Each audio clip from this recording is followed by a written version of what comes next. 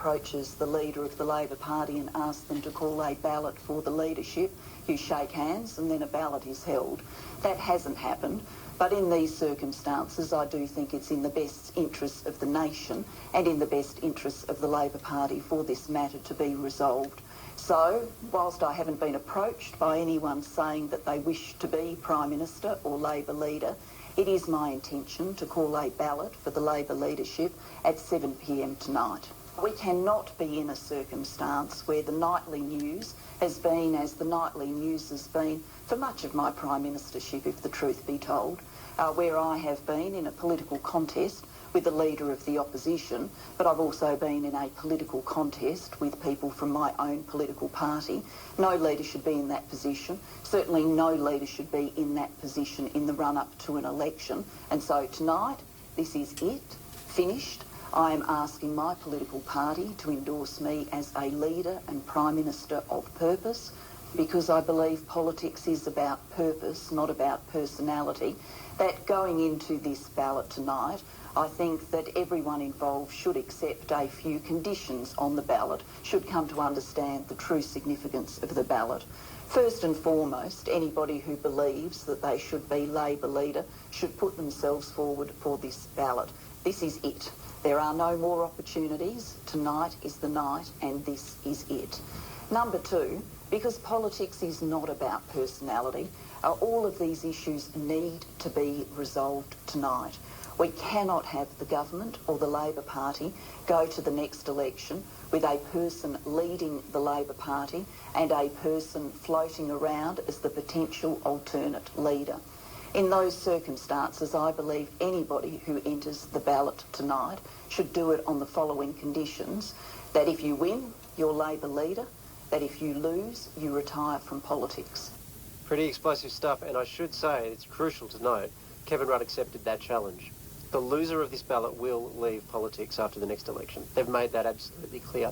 We are hearing from various sources now that the result is in, and that Kevin Rudd is likely to win, or has won. We're still awaiting official word. But we can cross to Fran Kelly, of course, the host of RN Breakfast, who is in Canberra, amongst the scrum right now. Fran, do you know? Do you know what's happened?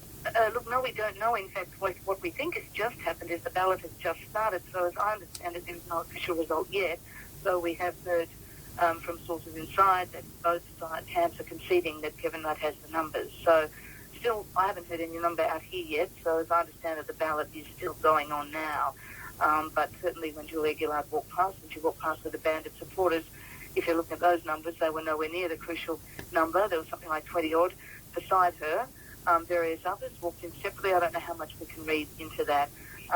But certainly the word from both camps, as it was thought before this process started, 10 or so, 15 minutes ago, that Kevin Rudd will have the numbers, and the word coming out of there is he does have the numbers, but no count yet. Well, yeah, so if the count's still going on, I suppose there is no result as such. But you're helping us make sense of the news reports that seem a bit unusual here, because Sky were reporting, for example, that their sources were telling them that Rudd had won. What I suppose you're saying is that although the ballot hasn't officially been done, that both sides have got a sense of what the numbers are, and the Gillard camp is conceding privately, not publicly. Is that pretty much where we're at? That's pretty much where we're at. I think the Gillard camp has also conceded that they don't, that Rudd has the numbers, and that's certainly the strong word coming out of Rudd supporters in there. And then there's more reports now coming out by Sky and other places that Kevin Rudd would call an election for the 24th of August. So they're putting it about now that he is in control. Of course, the constitutional element of all this is still really confusing, and as far as I know, Julia Gillard has to remain Prime Minister tonight until she goes to the Governor-General tomorrow and offers up, her commission, and then the Governor-General needs to work out what to do from that, and there's a whole suite of options there. But that's what we're hearing, that Kevin Rudd will win this ballot. We do not have the numbers yet. I don't believe the numbers are in yet. Okay, I just got a text. If Rudd is elected and survives tomorrow, can he defer the election until November? The answer to that is that he can. He can. What you're hearing is that he won't. No, he can, and the wisdom for a long while, the sort of agreed wisdom was that he wouldn't, is that he would take the honeymoon and go with it. But, the word is, the latest rumour is that he's got a date of August 24th in his mind. Of course, he may not have that option. Parliament tomorrow might decide something very differently. and it might knock back Rudd and Labor, the minority government. It might be dissolved. The Governor-General might decide we should go to an election on August 3rd.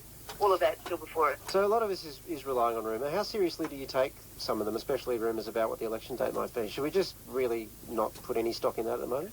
Oh no, I think Kevin Rudd's clearly thought about this, and I think he's probably got his desired position, but he is not quite in control of the situation because we're in a hung parliament. So, you know, the Labor Party does not control this parliament, and that's the whole point. It is, you know, a minority government, and as the independents, a couple of them, have made clear today, no one should assume their ongoing support for Labor in government.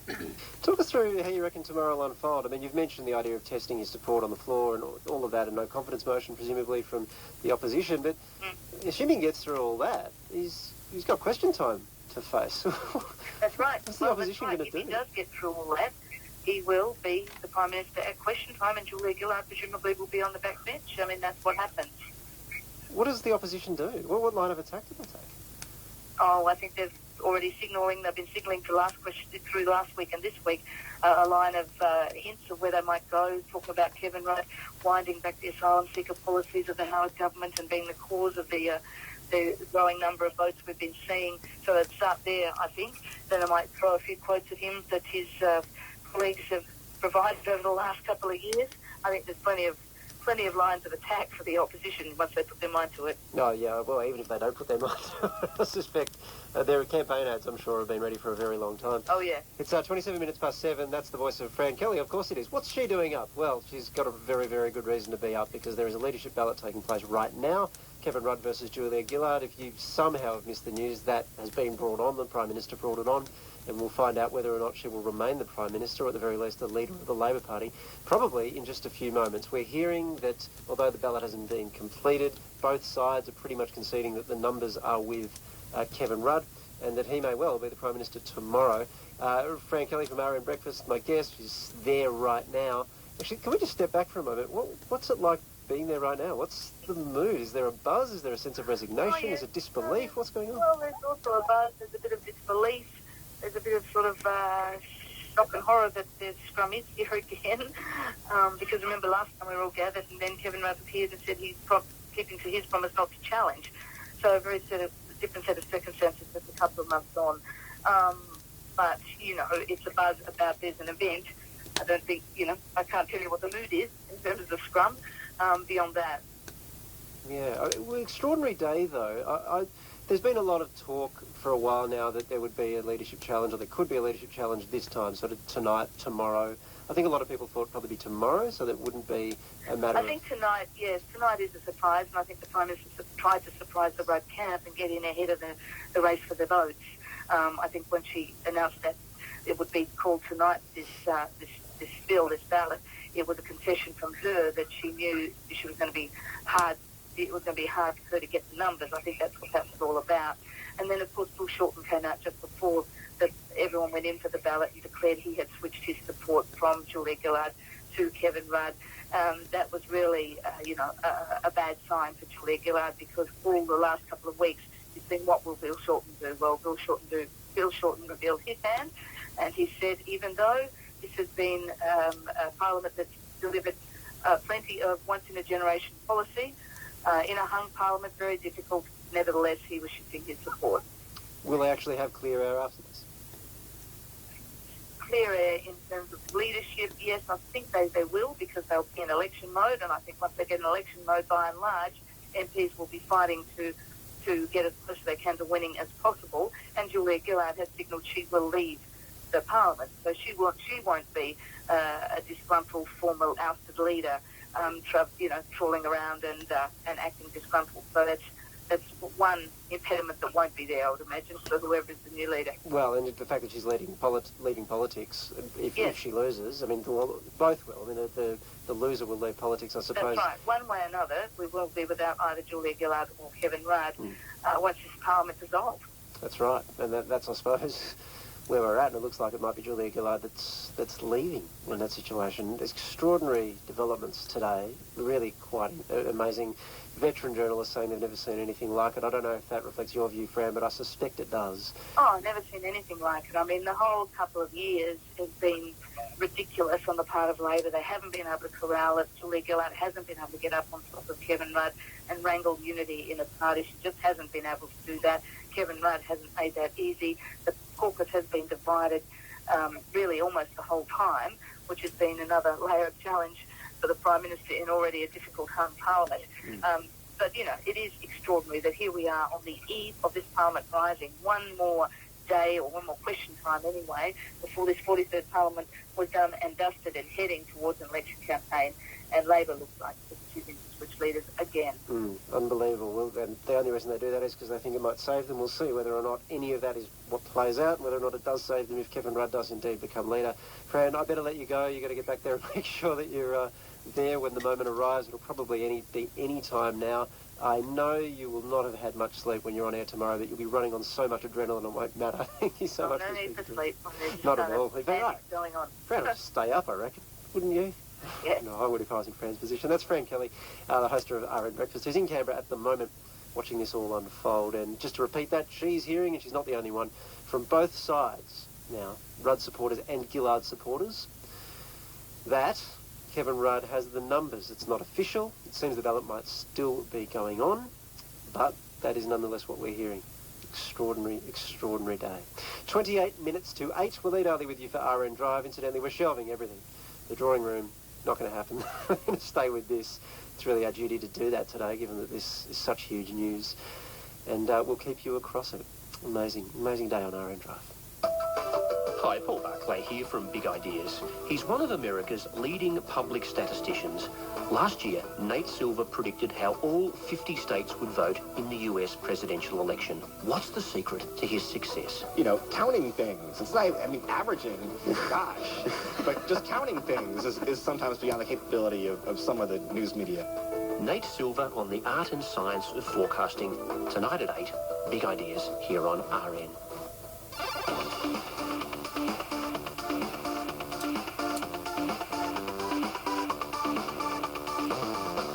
27 minutes to 8. We'll lead early with you. Thank you for all of the thoughts that are coming in. Deanna on Twitter says it's a sad day in Australian politics. Tell me why that is, Deanna. What is it specifically that makes you sad? Is it the leadership tension, or is it just specifically about Julia-Gillard and what it seems to be her impending demise? We don't know that yet.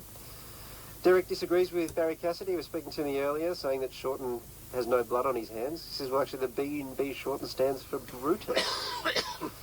Yeah, interesting. Really, really quite extraordinary. 27 minutes to 8. Thank you for all of your thoughts. Julia-Gillard and Tony Abbott are team players. Rudd is a childish, self-interested bore. That's B-O-O-R, says one text. No, I wouldn't vote for Labor regardless of leader. Rudd is a much better person/leader. And I despise Julia-Gillard's naive arrogance and dogmatism, says Anne. Ian, I think that's meant to be Adelaide.